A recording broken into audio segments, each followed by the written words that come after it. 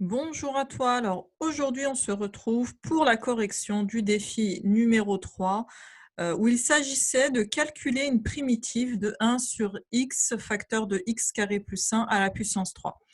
Alors j'ai eu, vraiment, pas mal de participation. D'ailleurs, j'en ai de plus en plus et vraiment, je vous remercie, pour, cette réactivité. Donc, merci en particulier à Mathieu, alors aux 2 Anthony qui ont participé, à Iman, à Ilyes, Francis, Alexandre et Frédéric. Alors aujourd'hui, c'est Iman qui va prendre, la main. Mais avant ça, je vais faire quelques petits rappels, notamment sur la décomposition en éléments simples. Alors, lorsqu'on parle de décomposition en éléments simples, on va penser aux fractions rationnelles, c'est-à-dire aux quotients de 2 polynômes, donc ici ax sur, b de x. Comme par exemple, donc l'exemple que je vous propose ici à droite. Et la première chose à faire, ça va être de s'assurer que le degré du numérateur est strictement plus petit que celui du dénominateur, ce qui n'est pas le cas ici. Et donc, on va procéder à la première étape du processus qui consiste à abaisser le degré en passant tout simplement par une division euclidienne. Donc ici, elle est posée, vous voyez, et ça me permet d'avoir une décomposition du numérateur de la quantité x3 plus 7x carré plus 17x plus 13 qui va donc pouvoir s'écrire comme le produit du quotient par le diviseur auquel on va ajouter bien sûr le reste. Alors ensuite, il suffit tout simplement de découper la fraction là où il faut pour tout simplement dégager ce qu'on appelle la partie entière par simplification. Et on va ensuite travailler justement sur le morceau restant, sur la fraction rationnelle qui va rester et qui, elle, répond à la condition que j'ai donnée tout à l'heure, à savoir le degré du numérateur qui doit être strictement plus petite que celle du dénominateur. Donc, on va travailler du coup sur le morceau restant. Alors, donc pour ce faire, il faut tout simplement factoriser le dénominateur. Donc, c'est ce que je fais ici. Et ensuite, on va passer justement à l'étape de décomposition. On va simplement écrire cette fraction-là sous cette forme-là. Donc, évidemment, pour la décomposition, on va se caler sur la factorisation du dénominateur. Donc, ici, A et B représentent de réels. Alors, pour trouver A et B, évidemment, on pourrait tout simplement choisir des valeurs de x et puis résoudre un système. Et pour aller un peu plus vite, je vous donne une des techniques. Alors, il y en a vraiment énormément, hein. C'est toute une théorie, la décomposition en éléments simples. Donc, après, à toi d'aller chercher un petit peu plus loin si ce sujet t'intéresse. Donc, j'en donne une, celle qui s'applique vraiment au cas le plus simple. Donc, par exemple, ici, pour trouver A, qu'est-ce qu'on pourrait faire? On pourrait tout simplement multiplier par la quantité qu'on a au dénominateur qui est sous A. Donc, ici, la quantité x plus 2. Donc, on va multiplier toute l'égalité par x plus 2. Après simplification, on va donc obtenir cette égalité-là. Et on va aller remplacer x par la valeur qui annule justement ce dénominateur, c'est-à-dire le x plus 2.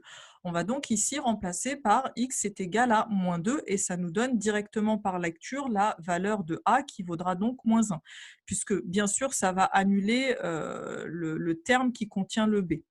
Alors, pour B, qu'est-ce qu'on peut faire? On revient à l'égalité initiale et cette fois-ci, on va tout simplement aller multiplier par x plus 3. Simplifier, bien sûr. Alors après, vous pouvez faire ça de tête quand vous avez l'habitude. Et ensuite, on va aller remplacer le x par moins 3, ce qui nous permet de lire ici, par exemple, la valeur de b qui est égale à 2. Et donc, on se retrouve finalement avec des quantités qu'on va pouvoir intégrer puisque c'est des formes dérivées connues. Alors, il faut savoir qu'il y a plusieurs cas possibles, des cas un petit peu plus complexes que celui-là. Notamment, des fois, on peut se retrouver avec une puissance au dénominateur, comme vous avez ici, par exemple, du x plus 1 à puissance 3. Alors, la décomposition va ressembler à ce que je viens de vous écrire ici sur l'écran, à savoir qu'il y aura un terme avec un dénominateur x plus 1, un terme avec un dénominateur x plus 1 au carré, et on va aller jusqu'à la puissance voulue, c'est-à-dire ici x plus 1 puissance 3. Alors, on peut aussi se retrouver avec, par exemple, un dénominateur qui contient un polynôme de degré 2, mais que je ne peux pas factoriser dans R, c'est-à-dire à discriminant strictement négatif.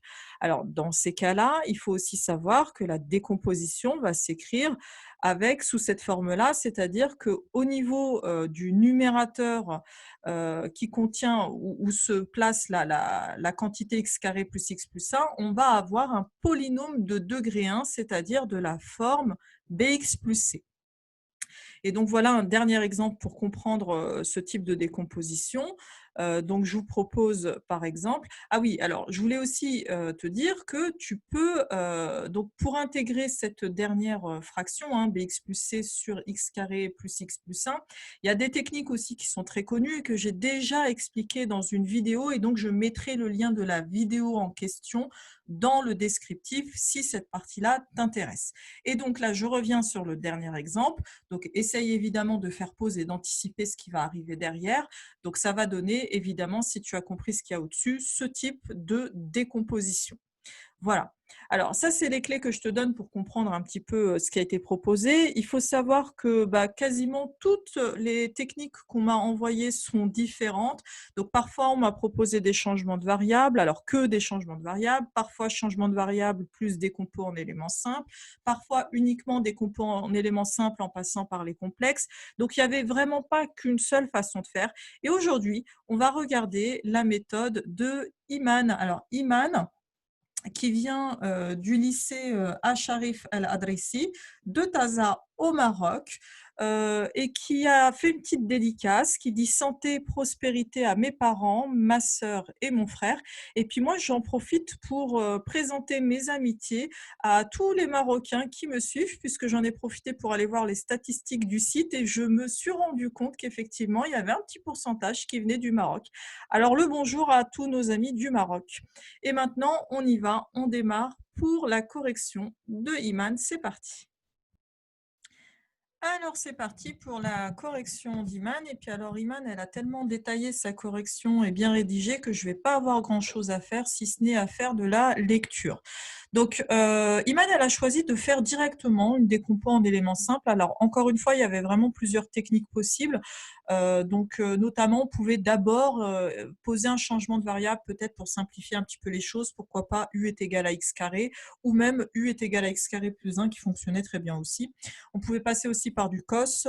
Donc, il y avait vraiment plusieurs techniques. Donc, nous, on va suivre celle-ci, où elle choisit directement de faire une décompo en éléments simples. Et d'après ce qu'on a vu tout à l'heure, si tu as bien suivi, donc elle devrait ressembler normalement à ceci. Là. Vous voyez, donc là, on a un pôle qui est simple, et puis le reste, il va falloir décomposer en plusieurs temps, x carré plus 1, x carré plus 1 au carré, x carré plus 1 au cube. Et comme c'est des polynômes de degré 2 de discriminant à discriminant négatif, au numérateur, on se retrouve avec des polynômes du premier degré. Alors ici, elle va mettre en application justement la technique dont j'ai parlé tout à l'heure, notamment pour trouver le alpha, ce qu'elle a appelé alpha. Donc elle va commencer par multiplier, tu vois, par le x qui est au dénominateur, hein, on en a parlé.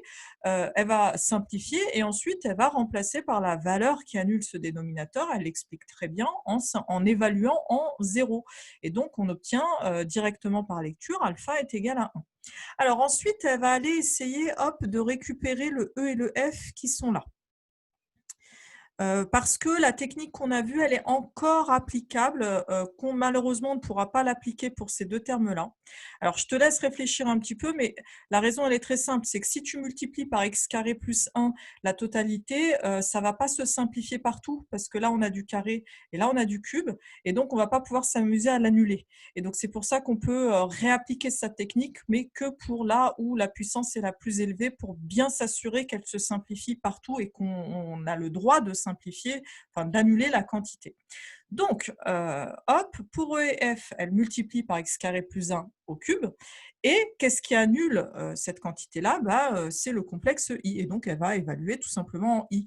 Alors, en évaluant I, elle va trouver EI plus F est égal à moins I.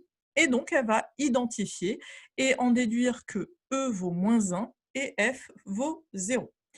Alors après, comment on s'y prend? Il y a une technique aussi qui est très répandue, quand dans ce cas-là en particulier, c'est tout simplement de multiplier par X et de le faire tendre vers, plus ou moins l'infini. Donc c'est ce qu'elle a fait ici et c'est ce qui va lui permettre de trouver, de déterminer la valeur de A. Donc elle multiplie tout par X, elle fait tendre vers plus l'infini et là, on obtient par lecture directe la valeur de A qui vaut -1. Alors, bah, comment on fait pour le B, le C, le D? Bah, elle a trouvé une façon très simple de le faire, c'est tout simplement d'évaluer en deux valeurs distinctes. Donc, elle s'arrange évidemment pour que rien ne s'annule au dénominateur, hein, pour qu'on puisse faire ça. On se retrouve tout simplement avec un système vraiment très simple à résoudre. Elle obtient notamment D est égal à 0 et 2B plus C qui est égal à -1. Et comme ça ne suffit pas, bah, ils vont encore évidemment, il y avait 3 inconnus, hein, donc il fallait au moins évaluer en 3 valeurs.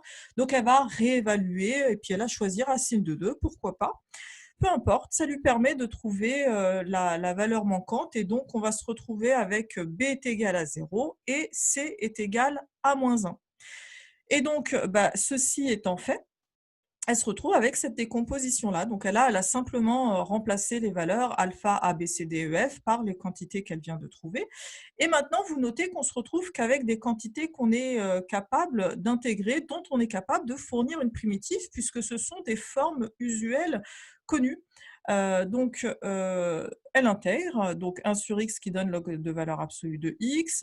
Voilà, donc là, vous avez toutes les primitives qu'elle donne, hein. Ici, vous voyez, on a à chaque fois du u' sur u carré ou alors u' sur u cube ou u' sur u, tout simplement.